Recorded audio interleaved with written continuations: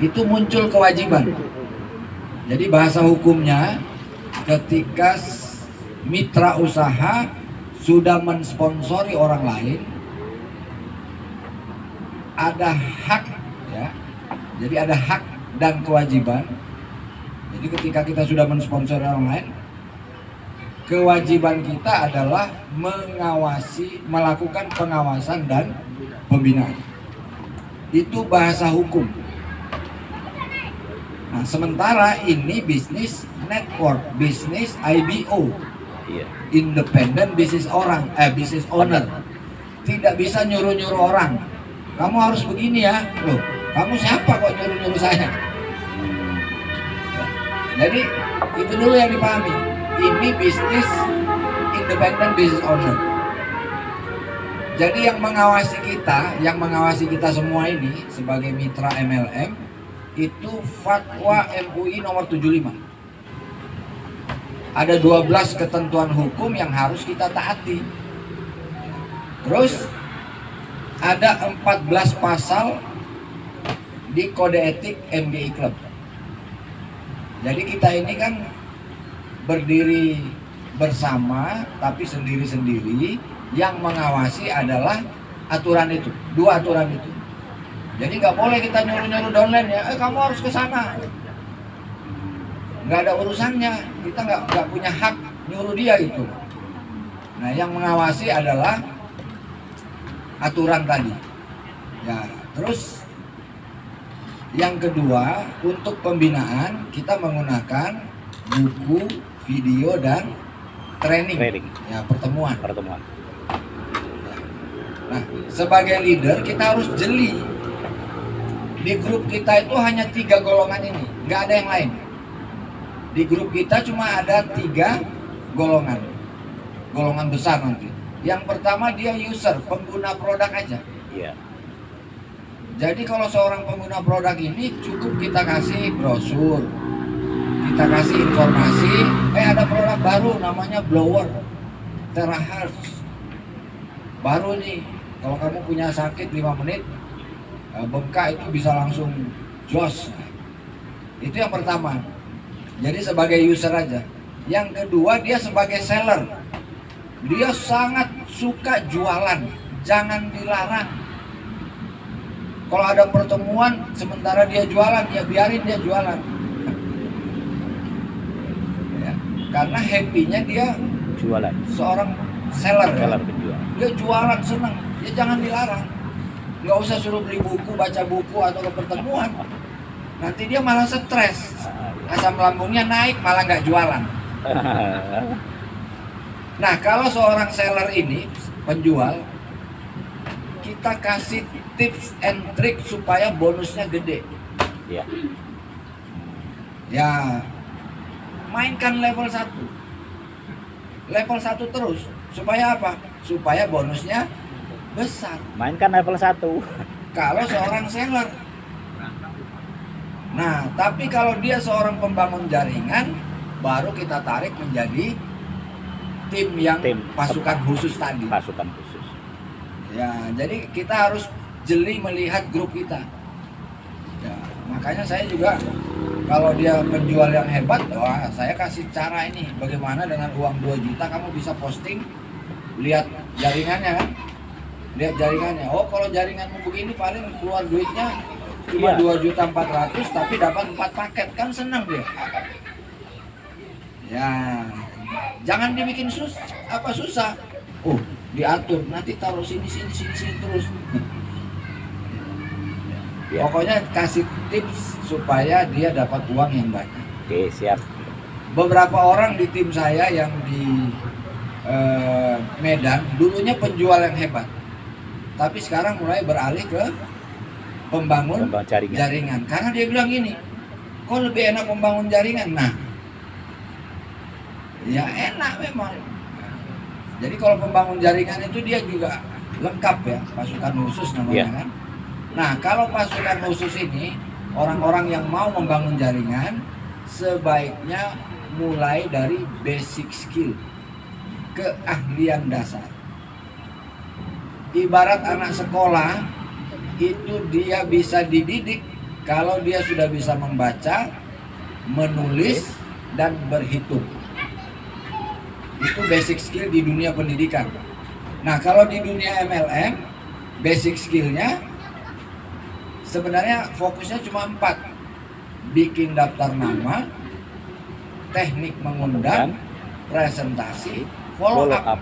4 ini aja kuasai. 4 ini aja. Itu diputar-putar setiap hari. Ngerti-ngerti kaya loh. Itulah yang saya kerjakan dari dulu hingga kini. Cuma bikin daftar nama, mengundang, presentasi, follow up. Terus bagaimana cara membangun tim yang solid? Ya. Bagaimana Pak membangun tim yang solid? Pertama kita harus ingat, ada yang namanya mitra yang tepat, ada yang tidak tepat. Nah, mitra yang tepat ini dibiarin aja dia jalan sendiri. Karena memang sudah tepat. Kalau orang yang tidak tepat dikasih surga pun nanti dia ngilang. Ya memang karena dia nggak tepat. Jadi kalau sudah emas nggak mungkin jadi batu. Begitu juga batu, mau digosok sampai kiamat tetap batu, nggak bisa jadi emas. Jadi jangan sia-siakan waktu Bapak Ibu untuk merubah batu menjadi emas, nggak bisa. Itu pekerjaan yang sia-sia. Jadi nggak usah menggosok orang yang bahan dasarnya memang batu, nggak usah. Yang kita latih ini orang-orang yang tepat. Nah, ciri yang tepat apa? Mau belajar. Yang kedua, dia semangat mengerjakan ini. Kemudian dia rendah hati, mau belajar. Sikapnya selalu positif. Husnuzon. Ya. Terus mandiri. Ya, makanya mitra yang tepat itu Mandiri. bahkan ada bahasa di sosmed itu, MLM itu ketika ketemu orang yang tepat, hidup Anda kaya.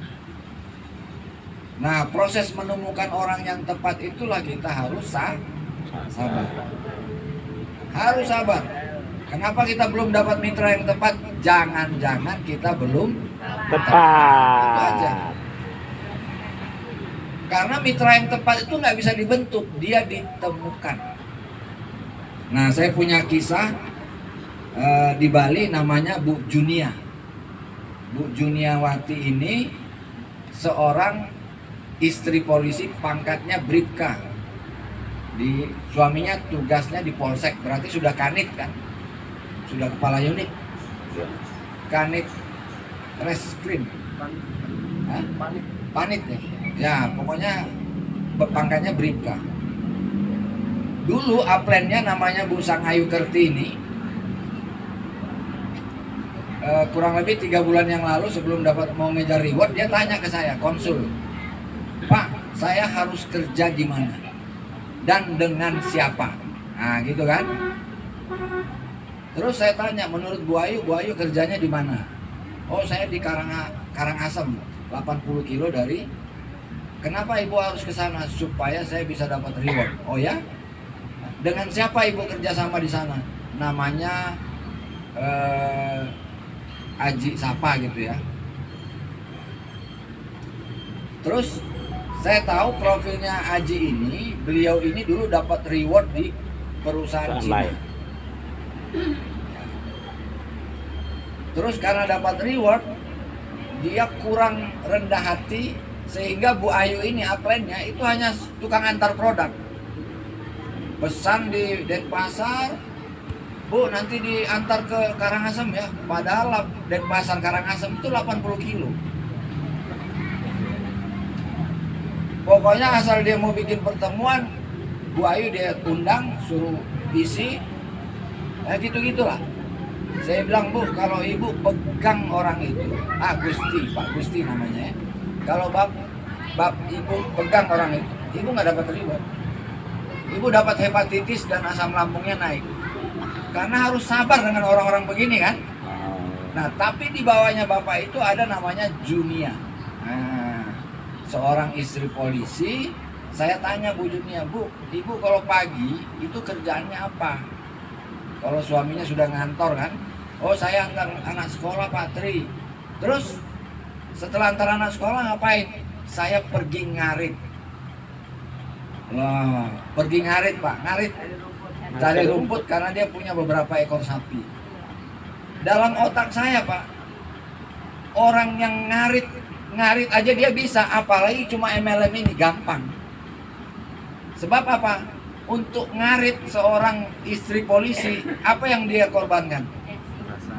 Gengsinya. Betul. Perasaannya. Bayangin seorang istri kanit masih ngarit, itu aja dia bisa, apalagi bisnis ini. Maka sejak saat itu saya bilang Bu Ayu kerja ke orang ini. Karena orang ini calon orang yang tepat. Ternyata benar, orang yang tepat itu karena dia selalu husnuzon, dia menarik orang-orang yang baik berikutnya. Ada Bu Jero Sucite, ada Pak Jero, pokoknya orang-orang baik itu ketarik semua karena profilnya Ibu Junia. Inti dari tadi bagaimana kita menjadi pemimpin di grup, kalau kita soleh nanti Pak Agus yang jelasin. Soleh di bisnis MLM itu gimana sih? Menjadi orang yang baik di bisnis MLM. Itu nanti kita akan ketemu dengan orang-orang yang soleh berikutnya tanpa kita minta. Itu nanti datang sendiri. Ya, itu udah hukum apa namanya? Law of attraction. Ya, law of attraction. Terus hukum perputaran namanya. Hukum perputaran yang baru-baru ini di sosmed tuh sangat terima kasih. Jadi kalau orang nggak pernah kasih itu dia nggak bakal menerima. Itu sebabnya disebut terima kasih. Jadi jangan cuma terima aja tapi ya berani ngasih. Ya. Nah, itu hukum perputaran. Nah, di agama saya diajarin orang yang berbuat kebaikan pasti beruntung. Pokoknya orang yang berbuat kebaikan pasti beruntung. Nah, kebaikan-kebaikan apa di MLM yang membuat kita beruntung? Kan gitu. Iya. Ya. Yang pertama, kalau mau jadi pemimpin yang dicontoh, yang hebat, yang pertama kebaikan yang pertama pakai produk, Pak. Pakai produk, ya jangan 100%, nanti buka. Oh, CD-nya kok CD Woman. Buka baju loh kok pakai bra ya, sesuaikan. Intinya pakai produk ya. Ini produk ini yang belum pernah lihat batu turmalin, nah ini deh. Mas Barzi punya belum datang ya? Oh, belum order. Jujur. Ya ini. Bayangkan kalau nggak ada teknologi nano, batu ini nempel di sini loh. Karena nanoteknologi, batu ini bisa. Dan salah satu bahan kacamata medis adalah Batu black turmalin. turmalin ini. Jadi kebiasaan yang pertama itu harus pakai Produk. produk. Supaya apa? Grup kita nyontoh. Dia pakai produk. Bayangin Mbak Dian pakai 9 produk. Terus dicontoh oleh grupnya 9. Nah, kan bisa dihitung omsetnya. Duplikasi nih. Jadi mulai dari situ. Kalau kita pakai intinya pakai produk itu kebiasaan baik seorang pelaku network, terutama di MGI. Kemudian yang kedua, presentasi 15 kali sebulan. Ini penting banget, Pak. Kenapa? Karena ini bisnis MLM. Kenapa harus 15 kali? Karena bisnis MLM itu kan bersistem. Supaya sistemnya jalan, ya, kita harus penuhi syaratnya. Syaratnya 15 kali presentasi. Jangan mikir hasilnya. Pokoknya presentasinya. Jumlah presentasinya harus 15 kali. Minimal. Kurang dari itu bisnis Anda nggak jalan. Harus 15 kali dalam satu bulan. Presentasi ada jenis presentasi cepat, one on one. Ada yang cuma 3 menit presentasi. Ya, ada yang cuma 5-10 menit. Yang penting Presentasi. Hasilnya Pak, itu urusan Tuhan. Urusan kita adalah prosesnya. Presentasi 15 kali sebulan. Saya kalau di konsultasi, Pak, grup saya nggak berkembang. Kenapa? Jangan-jangan presentasimu belum 15 kali sebulan. Bahkan kalau kayak Mas Barji di awal, itu bisa 60 kali sebulan. Bahkan lebih. Pagi di sini, siang di sini, malam di Wonosari, plan transfer dulu. Kenapa? Banku bocor modal. Lah ini Mas Barji ini. Kenapa dia bisa berhasil? Karena jumlahnya double. Nah, tapi orang normal karena banyak emak-emak ya kan. Kalau terlalu banyak di luar kan gosong juga ya Bu, nggak bisa growing kan. Cukup 15 kali presentasi sebulan. Itu kebiasaan yang baik yang kedua. Nah, yang ketiga, rajin membina tim orang-orang yang sudah kita sponsori. Orang yang sudah kita sponsori itu, kalau kita belum bisa Pak, belum bisa ngajari mereka, perlengkapi mereka. Jadi kuncinya kalau Pak Agus sudah mensponsori Mas Ardi, minimal tugasnya Mas Agus memperlengkapi Mas Ardi. Mas Ardi sudah bisa buka web belum? www.mgiclub.com.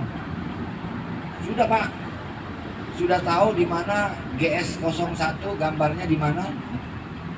Oh belum Pak, tunjukin di web aja. Ini GS01 nih Pak, gambarnya ada 3 warna. Hitam, orange, dan blue. Mas Ardi, sudah tahu belum kalau CD Woman XXXX? Kalau cari gambarnya di web, belum kan sini. Itu penting. Memperlengkapi namanya, supaya apa? Ketika dia bertempur di lapangan, dia tidak merepotkan dirinya sendiri dan apanya. Biasanya orang pending closing tidak jadi closing karena Mas Ardi bingung nyari gambar CD Woman yang XXX tadi. Tanya ke Mas Agus, telepon Mas Agusnya lagi sholat ngisi pengajian, nggak diangkat-angkat. Akhirnya ini aku suwen sesuai yo. Nah, kan prospeknya bilang orang sido closing iki nesu asem ya planku. Telepon orang angkat. Tapi kalau kita ajari dia bagaimana cara cari gambar CD Woman plus XX tadi, kan dia bisa menyelesaikan masalahnya. Jadi kalau sudah ini minimal kita equipment, perlengkapi mitra kita. Yang kedua, setelah diperlengkapi, mulai dilatih. Ya, jangan suruh dia pergi kemana-mana presentasi kalau belum kita latih. Kenapa?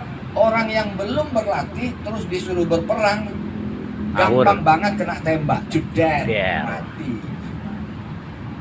Dia belum kita latih sudah pergi presentasi ke 3-4 orang, semuanya nolak. Itu bisa jadi trauma yang dalam sekali. Angel. Mau bangkit pun susah. Jadi tugas kita sebagai upline adalah memperlengkapi kemudian melatih. Nah, saya biasa teman-teman kan banyak mak-mak, Pak saya nggak bisa presentasi. Serius nggak bisa? Gampang. Ada handphone nggak? Ada. Pakai ChatGPT. Ibu mau menjelaskan apa sama Mas Ardi tentang kacamata medis, tinggal ngomong aja. Halo ChatGPT, tolong jelaskan kacamata medis Ion Spec ke Mas Ardi. Terus handphonenya kasih ke Mas Ardi. Mudah-mudahan signalnya kuat ya. Ini sering Pak. Halo selamat malam ChatGPT,